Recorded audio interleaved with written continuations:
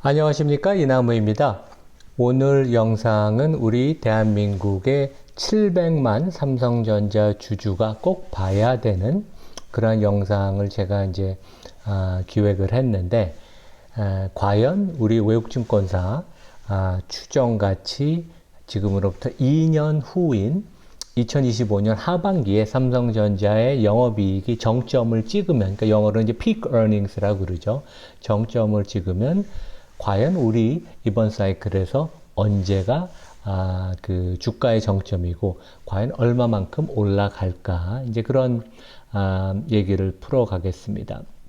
여기 다음 페이지 보시면 저희 보스, 우리 집사람들 삼성전자 이제 장기 투자가 주주인데, 아주 장기적으로 삼성전자 주가는 우상향하는 모습을 보이고, 우리가 보통 장부가치 대비 주가를 놓고 보는 PBR이라고 그러죠. 회사의 순자산 가치, 장부가치 대비 주가가 몇 배에 거래되느냐. 그래서 PBR이 2008년 이후를 놓고 보면 PBR이 1.0 수준에 달하면 예외 없이 과거 4번, 5번 반등을 하는 그런 모습을 보였어요. 그래서 이제 작년 10월에도 주가가 51,000원에 달했을 때 이제 그런 모습을 보였고, 여기 이제 오른쪽에 주가를 놓고 보면 지금 이제 우상향하는 모습, 그리고 실제 2021년 연초, 그러니까 2021년 1월에 주가가 96,000원을 찍었을 때는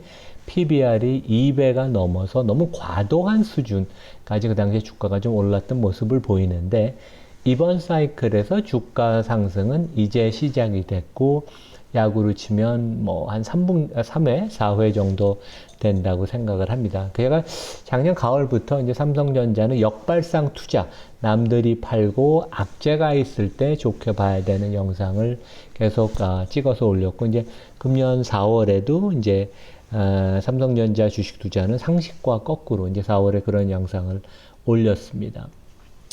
뭐 우리 국민주라고 할 수 있는데, 과연 대한민국에 삼성전자에 대안이 있는지 우리가 한번 살펴봐야 될 것 같아요. 그래서 제가 이제 설명을 드리겠지만, 삼성전자의 장기 수익률은 대한민국에서 독보적이어서 여전히 장기 투자, 그러니까 buy and hold를 오래 하기에 적합한 주식이다. 이제 지난 1년을 우리 삼성전자랑 코스피를 놓고 보면, 작년 가을 이후로 주가가 이제 회복을 보여서 삼성전자는 23% 주가 상승, 코스피는 11% 주가 상승을 보였죠. 근데 이제 이건 단순히 주가 상승이고, 우리가 주주 입장에서 총 수익률을 계산하면 각각에 대해서 한 2% 정도 더하면, 그러니까 지난 1년 동안 삼성전자 주주는 한 25% 총수익을 냈고, 코스피 전체를 들고 있었으면 한 13%. 근데 이제 이건 우리가 너무 짧은 구간이고, 5년, 10년, 20년의 연 주가 수익률을 한번 우리가 계산해 보는 게 좋은 것 같아요. 그래서 장기적으로 우리가 볼 때, 그래서 삼성전자는 평균 한 10% 정도 연 주가 상승을 보였고, 그게 5년이든 10년이든 20년이든 비슷합니다. 거기다가 배당을 우리가 한 2% 더하면 연 한 12%, 13%, 상당히 뭐 우수한, 미국 전체 시장보다도 우수한 그런 주식 총수익률을 보여줬고, 불행히도 코스피, 삼성전자까지 포함된 코스피는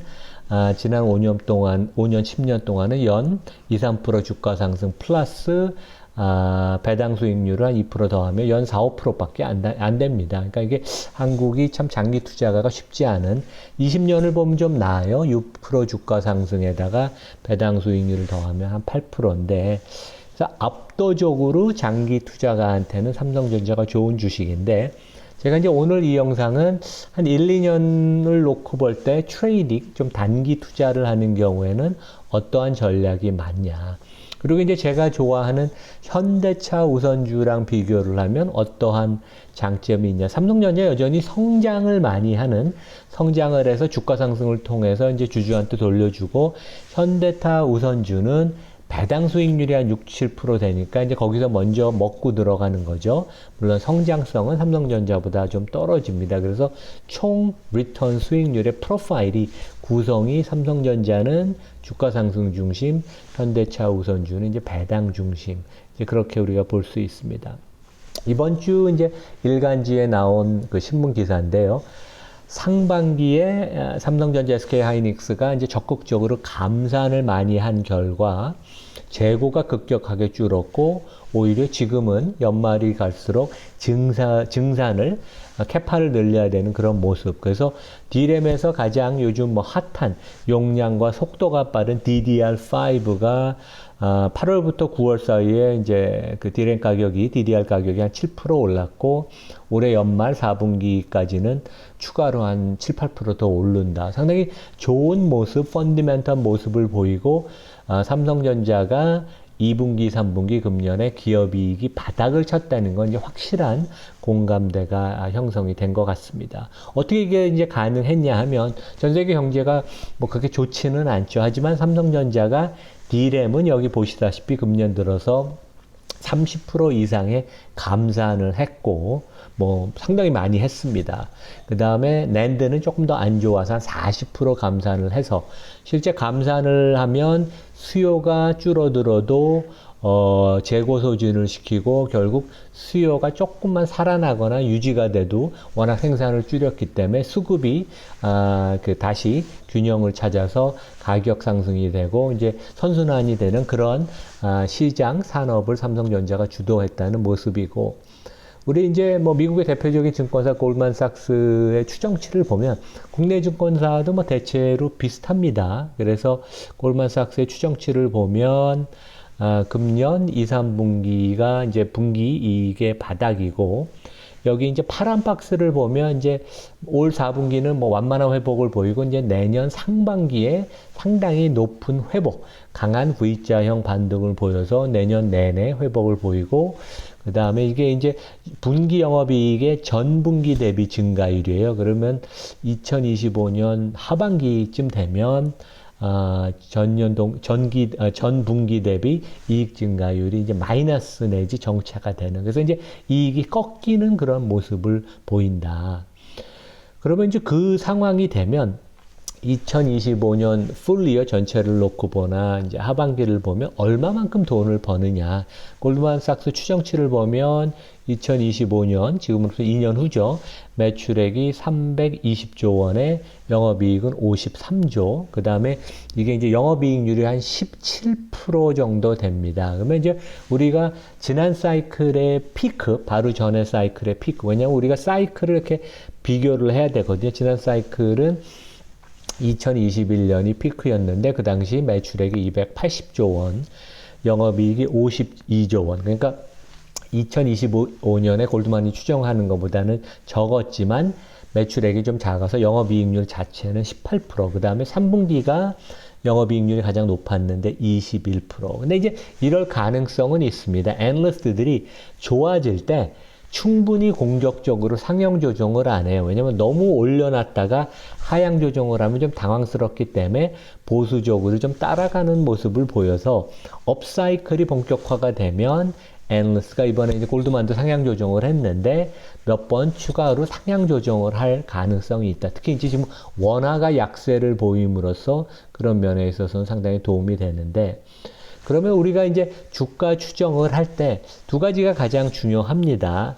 언제가 피크, 기업이익의 피크인가. 그것은 이제 그 2025년 하반기고, 그때 돈을 얼마만큼 버느냐. 우리가 좀 전에 얘기한 것처럼 영업이익을 한 54조 원을 벌 것 같습니다. 그러면 시장은 똑똑하고 주가는 선행하기 때문에 아마 그 경우에는 2024년 하반기나 2025년 상반기가 주가의 정점이 되지 않을까. 그러니까 지금으로부터 한 1년 아니면 1년 그러니까 15개월 정도, 12개월에서 한 15개월 후가 될 것 같고, 아마 그때 주가의 정점은 9만 원에서 한 11만 원 정도. 근데 이것도 뭐 여러 가지 가정이 깔려 있기 때문에 상당히 불확실합니다. 근데 우리가 약간 이런 식으로 이번 사이클의 이익의 정점을 생각하고 주가의 피크를 예측하는 게 이제 논리적인 우리 전문가들이 이제 하는 접근법이고, 하나 조금 안타까운 것은 주가가 이제 뻗어나갈 수 있는데 발목을 잡을 수 있는 게,